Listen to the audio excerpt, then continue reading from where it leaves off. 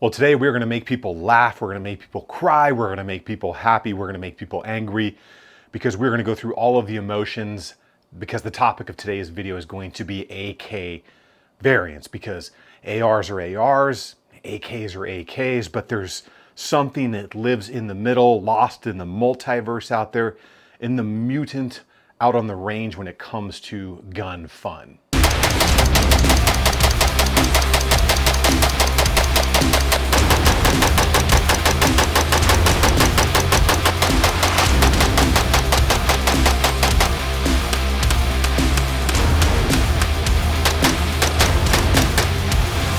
What I can tell you is I tried to select a couple of very cool, very different AK variants that we can talk about today and go over some things. And you know what else is cool? That's wearing a fanny pack out there in the summer. So make sure you check out my friends over at Blue Alpha Gear, making the sleekest, most stylish, US made fanny pack you can get out there in the market for the beach wear. Or if you need like a duty belt or an EDC Cobra buckle belt or something like that, check them out. They're good for that stuff as well. Good friends of mine right out there in Georgia making USA made products. Now, first up is one of my personal favorites, and that's going to be the CMMG Mark 47 Descent. This is the Mutant or the New Mutant design that is quite a bit different than a traditional AK or AR. It's basically a new design, but uses AK and mags, fires 7.62 by 39, and is overall pretty interesting. And like I said, this is actually one of the nicest AK variants I've personally come across. Everything from the trigger, the machine work, how smooth the thing operates. It is just absolutely awesome. Now, it is a little bit different than a standard AK because this one is a gas impingement system with an adjustable gas block on there, so that's very cool. But it's different in that fashion. So when I talk about AK variants, we're going to use that term a little bit loosely because we're talking about things that either look like AKs, operate like AKs, take AK ammo, or take AK mag. So AK variant can mean a lot of different things. But this one does bring a lot to the table. And like I said, I really do like it, even though we got off to a bit of a rough start.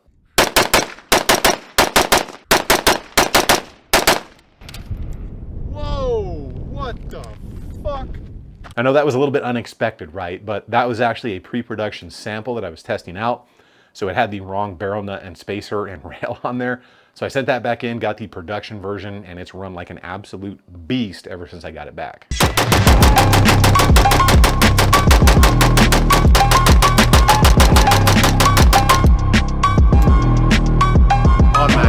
Some of the cool elements about the CMMG Mark 47 are it is a side charging setup here, and you can switch that side charging setup to the left or the right, whichever one works for you. You're going to get really familiar AR controls, AR grip in there, ambidextrous safety, an amazing rise armament trigger in there that's going to feel really good out on the range. And overall, the way this thing feels and functions out on the range is just top notch. You're going to get a really cool side folding, fully adjustable stock from the comb height through the length of pull, and just allows for maximum adjustment. When we get up in those guts, you're going to see the operating system for the bolt and carrier is much like an AR-18 or a BRN 180 with those dual spring designs back behind the bolt. Pretty cool design right there. And since that adjustable gas block is out on the front, you can pretty much tune this thing in to your ammo or your specific suppressor. If you want to run it suppressed, completely up to you. As you can see from mine, I have it well but lightly outfitted here. So I've got my Holosun 510C optic on there, which is just a great budget-friendly optic. I've got a little Sylvan Arms sling adapter here, which is kind of a quick disconnect job.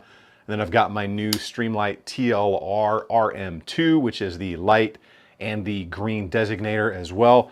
And I love Streamlight stuff because it's just the best bang for the buck out in the market. I've used them for years personally, both at work and personally, and I've never had one fail me, and they're like half the cost of the other things out there, and they come with everything you need for the pressure pad to get all set up. And overall, pretty sleek design. They got a bunch of different designs. So overall, good stuff. And like I said, this one's kind of outfitted more so than the others, though lightly, because I dig this one. It's kind of my favorite AK variant right now, and it's the one that I would actually like reach for and go out and have fun with, whether it was day or night. And we'll kind of talk about more of these and how I feel about carrying these things all the time a little bit later in the video. And next up is another one of my personal favorite AK variants out there, but this one is in a pistol caliber this time, so a little bit different than the 7.62 by 39 version. That's going to be the AKV9 from Palmetto State Armory. Hands down, the thing just puts a smile on my face every single time I take it out to the range. But as you can see looking at this thing, very much more traditional AK looking. It's got the AK look to it. It's got the AK charging handle to it. AK style grip to it, but it's got that different mag on it here. So this will run on the Palmetto State mags or the CZ Scorpion mags. It does have last round bolt lock on it, which is super cool for doing magazine exchanges. But as you can see for the rest of it, definitely the AK look. And this is also probably the most budget friendly one of the group that absolutely performs. I am the second owner of this one. It's got a lot of rounds through it and it's still running like a champ. It's never failed me. And again, just puts a smile on my face. So you get cool stuff here. So you get a traditional AK look, you get a traditional AK trigger if you're used to that, but you do get an extended Picatinny rail all the way across the top of that dust cover. You get Magpul furniture out back. You get a big, gnarly kind of tanker looking brake on the front. You get traditional AK sights, breakdown, a more traditional AK operating system in there, but you do get some added features like a different brace on there or stock, depending on which version you're buying. And you also get the ability to use those CZ mags or the PSA mags, which give you great capacity with that last round bolt lock. Now, this is where some people are going to get mad because when it comes to a more traditional AK, this one does feel pretty good. But for me personally, stamped and folded steel with rivets in it has just never felt quality. So traditional AKs for me, they just felt really cheap. Now, I know they pretty much will run forever, or they will at least run good until the trunnion eats itself apart if it wasn't built right. But AKs never seem to give you that true quality feel like like a good tight AR or even that CMMG Mark 47 Descent. The thing feels super tight, super slick, super smooth, operates well. Whereas AKs to me have always just felt like basement grandma furniture or something like that. It's hard to explain. I know people are gonna get angry about that and I know they run, but that's just the feeling I get when it comes to even higher end AKs. Although the PSA, the AKV9 specifically, does feel quite a bit better than your standard cheap, like, I don't know, Wazer 10 or something like that. This next one is really different, and even though it may look like some other things that are out there in the AK world, it's the first of its kind, and that is going to be the Tech 47 right here from 21st Tech. And this one is actually the first AK variant designed on the AR-10 platform. So instead of like an AR-15 variant, this one is the big, beefy AR-10 version of this thing. But this has a lot on it that the traditional AR enthusiast, if you want to get into some kind of AK variant, that might like, whereas more AK traditional people might like something more like the AKV9. But there is a lot of very interesting things going on here with the Tech 47. And let's start off with just how the thing looks. So it looks pretty much like an AR-10 with a big, weird mag in it, right? Because that's an AK-47 mag. It's 7.62 by 39, but you get some traditional AR-10 stuff in here. So you get like a more traditional AR-10 stock out back, AR-10 style safety, AR-10 style trigger, upper looks, rail out front with the M-LOK. You do get a gas impingement system here with an AR-10 style bolt going back and forth.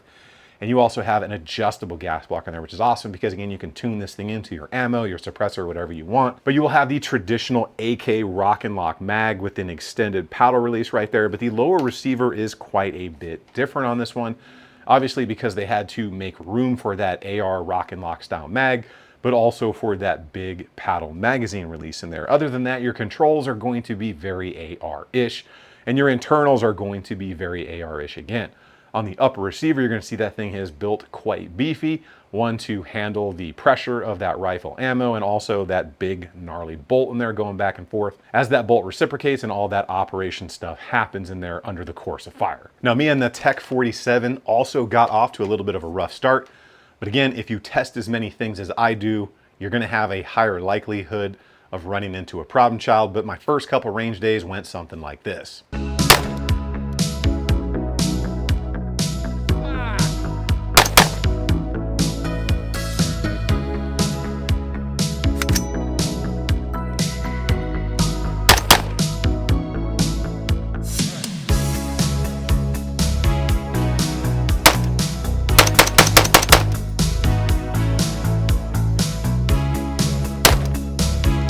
Nope.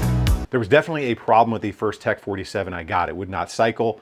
I didn't bother to tear it apart. I sent it back. They sent out a completely new one, and the thing ran like an absolute beast for like 600-ish rounds when I got through it right now without a single hiccup. So I finished up all the testing on the Tech 47, the CMMG Mark 47 Descent, and obviously I've got a ton of time and rounds on the AKV9, and overall they are pretty cool, but like price points and why? Why would you want to do something like the Descent or like the Tech 47 or the AK V9, because there's different reasons and how much are these things going to cost you. So let's take the run down here from cheapest to most expensive. The cheapest one is going to be the AK V9. This one right here will run you 999 bucks, and I think that's an absolute value for the smile it's going to put on your face out there in the range. The Tech 47, obviously without the optic, as you see right here, is going to be $14.99. And then the smoothest, nicest in pretty much every way feeling and running and shooting one, the Descent right here from CMMG, is going to be $2,300, and it should feel as good as it does for that price point. It's the most expensive, but again, there's a reason I have this one outfitted the way I do, because I actually kind of like shooting that thing, and I'm not a huge AK or AK variant guy. Now that we know the prices, let's talk about the why. Why do we keep trying to stick the wrong magazine and the wrong lower receiver and the wrong ammunition and the wrong setup that it wasn't designed for? Because sometimes sticking the wrong thing in the wrong place can be fun.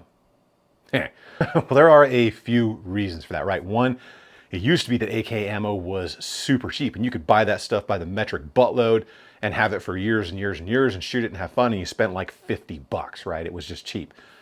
Not the case anymore, right? With everything going on in the world, and the importation bans and all kinds of things like that. And after that, AK ammo has actually gotten pretty expensive, so that kind of rules that one out. Another reason may be because AR guys are AR guys and AK guys are AK guys, but I think a lot of times AK guys aren't willing to admit that they really like ARs better at night in their room alone in the basement playing video games, and this gives them a way to say that they like an AR AK variant too, so I guess they can kind of have like 1 foot in the closet and 1 foot out of the closet, something like that. Definitely not geared at Brandon Herrera and the AK-50 or anything, but like that is potentially another reason. And the final reason is because why not, and who cares? It's your money, do what you want with it. If you want something like this or the AKV9 or any other variant or any other thing out there, and you can afford it and you have fun with it and it brings something positive to your life or your family's life and you enjoy these things, who cares, and who am I or anybody else to tell you how to spend your money and what to spend it on, right? That's just kind of how I think about it. If you want something, do it. Now, I know the question's going to come up inevitably in the comments like, oh, would this be your duty rifle, your go-to, your this or that? And I'm like, well, no, I don't think that's what these things are really made or marketed for. These are things that you buy for fun. They're like a motorcycle or a boat or something like that. You buy them because you want it and you want to enjoy it on the weekend or something like that. That's kind of how I personally look at it. And when you really think about like an AK variant or a big Gucci AR or a Gucci Glock or whatever it is, they're kind of like extreme paint jobs on cars or very loud exhausts on motorcycles. They're just kind of there to let you know that somebody has arrived. And there's nothing wrong with that. Do what you want. And anybody who says anything different or that you shouldn't do that is probably that dude that was like the hall monitor that told you to get back to class or ratted you out for wearing like a insensitive t-shirt at school. And all I have to say to those guys is keep slurping. So do you have an AK variant that you actually like?